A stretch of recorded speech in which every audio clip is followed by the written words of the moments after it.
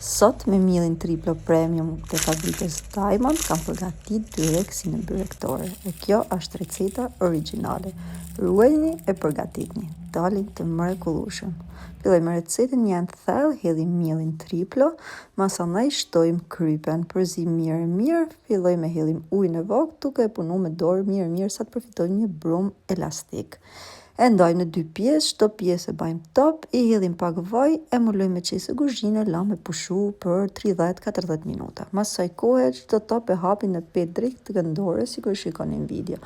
E lymë në mes me gjalp ose margarin, e mbështjellim tup, e mulojmë me qesë kuzhine, 30 minuta tjera me pushu, e shtypim pak me dorë dhe ndajmë në 6 copa. E hapim çdo copë me dorë si në video, në këtë herë i lash formë drejt këndore, mushën e bana me spinaqe djath, po mund ta bani sipas dëshirës tuaj. I vendosim në tepsi me letër furre, i pjekum furr para ngrohen në 250 gradë derisa të jenë gati, diku te 9-10 minuta. Faleminderit.